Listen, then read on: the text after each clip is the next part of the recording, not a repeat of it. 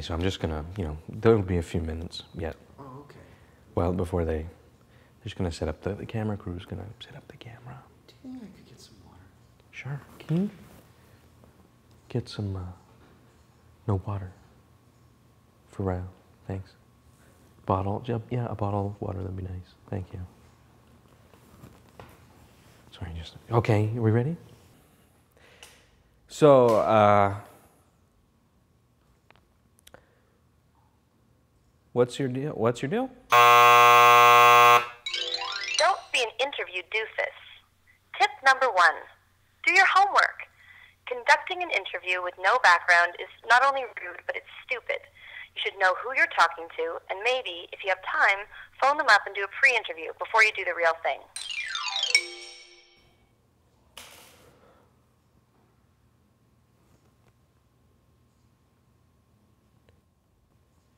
Okay, so, Rajo, you are the 1,734th most handsome man in Toronto. What is that do? When? If it? When you go, what does it feel like for it to go?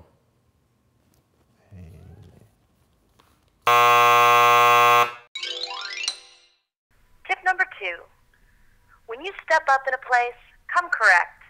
Don't try to wing it. You should have your questions written out on a paper. You need to respect your subject by being prepared. You'll not only get better responses, but you'll know where you're at and what you need to get. Also, you should always come with extra stock, because you never know when someone might confess to being a murderer.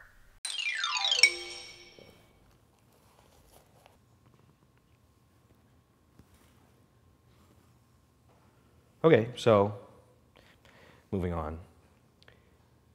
Tell me, Rajo, is it fun to be handsome?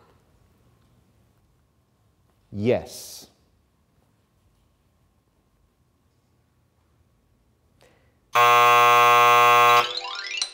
Tip number 3, think like a journalist. Questions that can be easily answered with yes or no don't make for great cinema. You're looking for standalone clips. Think about how you can get your subject to talk naturally, but never be afraid to direct them. You could start with a few softball questions and work your way up to the juicier ones. One good trick is to say, and then what happened, or what happened next, like, on January 5th, you received a phone call telling you that you were the 1,734th handsomest man in Toronto, and then what happened? So, okay, all right. Fair enough, okay. I'm gonna try it again, I guess. Try it again. I definitely know who you are. It's nice to feel respected. I wrote my questions down. I've got them on paper. So I'm just gonna start again. I'm just gonna take my camera here.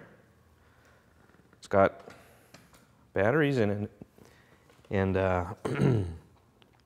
ask you, Rajo,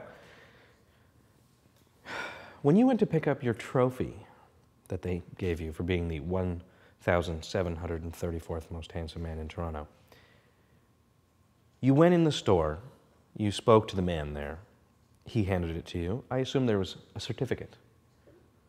You left. You went home. What happened next? It's actually... Okay, sorry, Dad. I don't mean to interrupt you. I need you to look in the lens of that. Yeah, don't look at me. Oh, sure, okay. It's a funny... Tip number 4. Don't forget to get your subject to speak to you and not to the lens, unless you're going for a look that's extremely awkward. Errol Morris had a plan and a very special machine when he did this. You don't. So stick with the subject looking at you and make sure that you sit close to and just offside of the camera. The camera can and should move, just not in an obvious or distracting way. Don't lock the camera off. You'll regret it. Oh, and Mike, can you please pick up some frozen spinach on your way home?